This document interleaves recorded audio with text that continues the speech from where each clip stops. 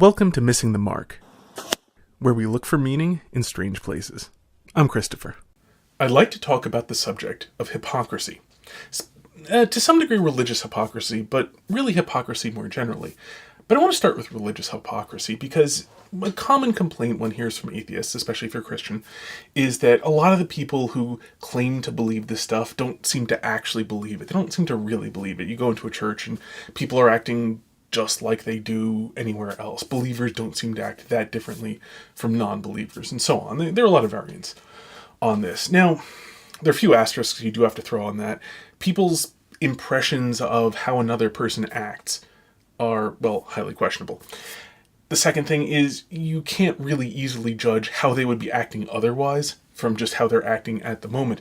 So it's quite possible that a person who is very unpleasant face-to-face and is fairly willing to curse you out would, if they weren't a believer, be quite willing to just punch you out. And so the fact that they are restraining themselves to the point of not physically assaulting you is actually quite a bit of work on their part. So it is possible such a thing could be the case, and the unpleasant person is actually doing way better than they would otherwise. It's also possible that you've got somebody who has deluded themselves into thinking that they're superior to other people and is actually acting worse. It's not impossible to have such a thing either. There's a whole spectrum, is the point there. And all sorts of things are possible, and merely by observing what a person is like at the moment doesn't really tell you what they'd be like otherwise. You see the same problem, incidentally, in cases of medicine. For example, there's a person who's got pain, and you're like, what the heck is the medicine doing for you? You're in pain. Well, maybe, but you have to compare that against the amount of pain they'd be in without the medicine. The mere fact that the medicine didn't make everything perfect doesn't mean that it hasn't had a rather profound effect. So, there's that sort of thing. With all those very important caveats aside, it still seems to be the case that, plenty of religious people don't seem to really believe their beliefs very well. Thing is, this is really a human problem. People, in general, don't really seem to believe their beliefs very often. And this is very true of secular beliefs. Now, you'll actually find these all over the place in politics, for example, because especially in the United States, one of the great political games is looking at people and then pointing out how their behavior is inconsistent with their beliefs. So, for example, you might look at people who are taking private jets and otherwise taking jets to have large conferences about global warming when they could just, Skype the whole thing. Do they really actually believe that carbon dioxide is that bad, given that they emit so much carbon dioxide in order to go and talk about how bad carbon dioxide is? I don't know.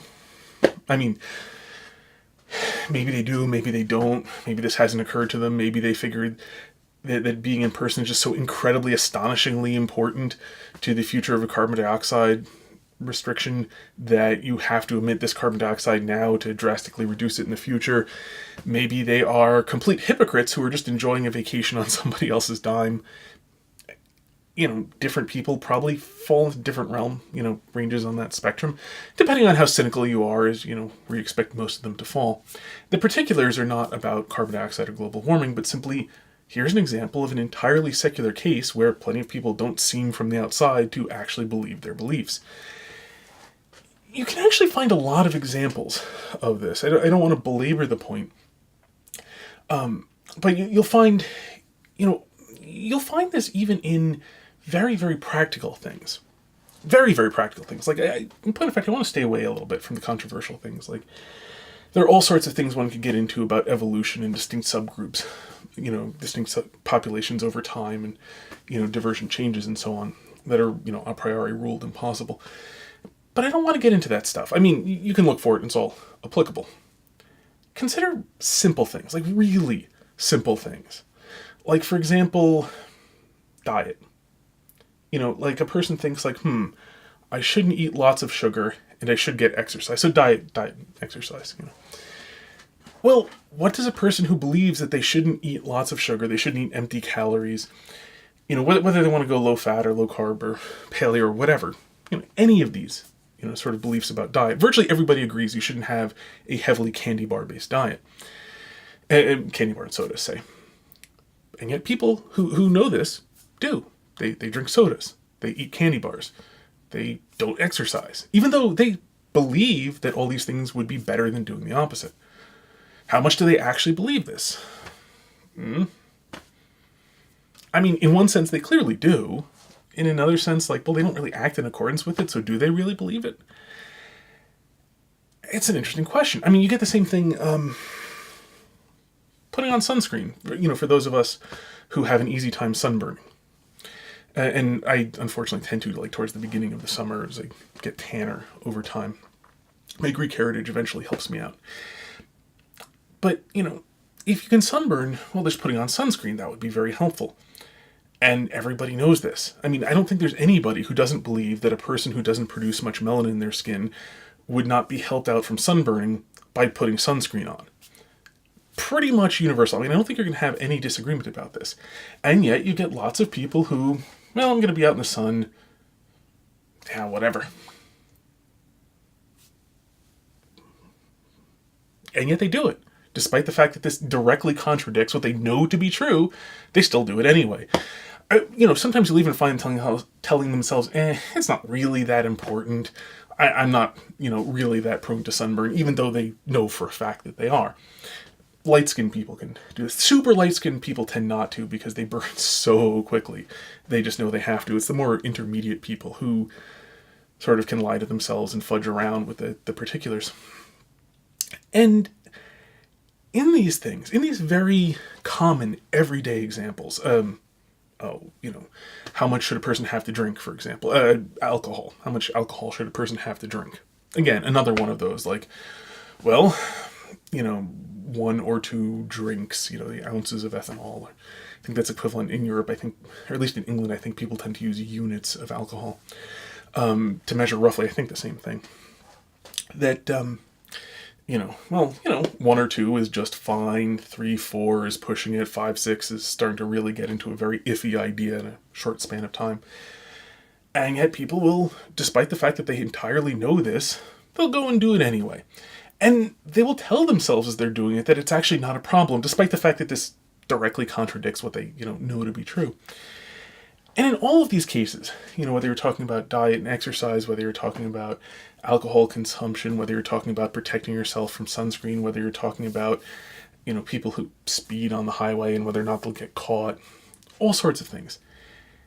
In practice, people are very bad at believing what they know to be true. And I'm using the term believing here in the sense of, like, actually holding it to be real within their active concentration. That they know it, they can recall it as a fact, as a disconnected fact. But they have a hard time recalling it as a fact that's actually connected to the rest of the world. That, if you're talking about, like, eating a candy bar, the fact that they're hungry, the fact that the candy bar will be delicious, is very much on their minds in the moment. They can see that as a very live fact, really connected to the world. The fact that sugar is really actually not very good for you, well, okay, you can kind of technically remember it, but it's not, it's sort of in the back of your head, just floating around. It's not actually connected to anything. And so if you look at this, there's kind of a curious phenomenon that you see it in religion, but it's also everywhere else, because in general, human beings are just not good at believing our beliefs. It's a really curious fact about us, how much what we know can become disconnected from the other things that we know. How much we can know something in a very abstract sort of sense, but don't know it in a real sense. And I think the appreciation of this is often lost on people who are overly modern, because the Enlightenment conception of reason was essentially as a calculating machine. That you'd have, people sort of think overly much of formal proofs, as if you'd actually, in your head, when you are reasoning, think out step 1, premise 1, premise 2, premise 3, then the logical conclusions, therefore conclusion. That that sort of formal logic is actually how people think, rather than being a formalization of the thought that's actually going on. And because people think of it in that way, that reason is some sort of calculating machine, they don't really draw the distinction between knowledge and mere awareness, because there isn't in that sense. In a logical, formal sense, if you've got it as a premise, like if you would list it in your steps of premises somewhere, then in that sense you would know it, or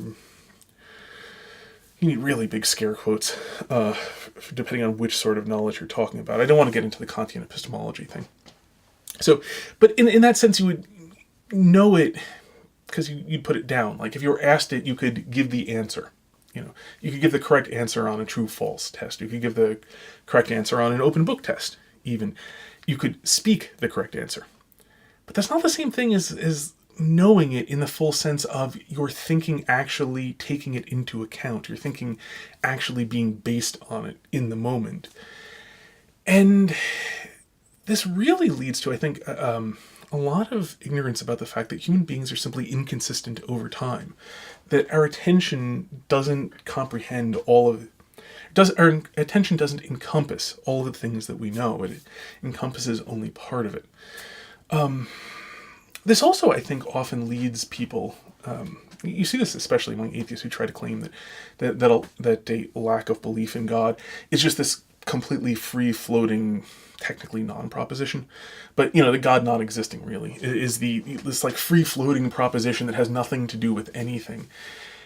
And I think what often leads in this direction, what helps this out, is this phenomenon where people forget what they know, so they in one moment they are thinking in terms of, abstract propositions. In another moment, when they're doing something, they forget all about it and a different set of knowledge comes in.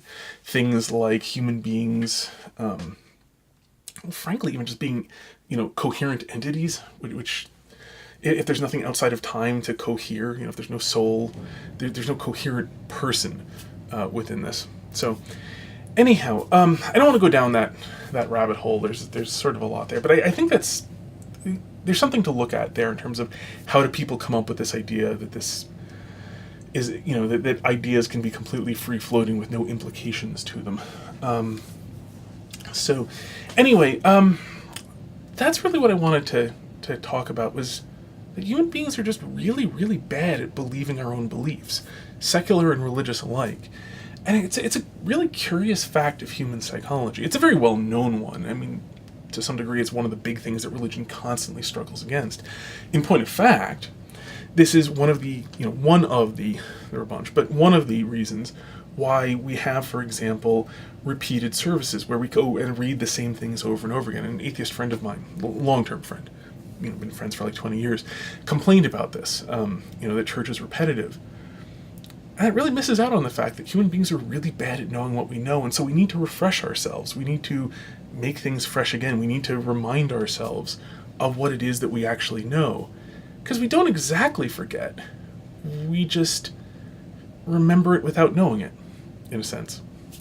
So, until next time, may you hit everything you aim at.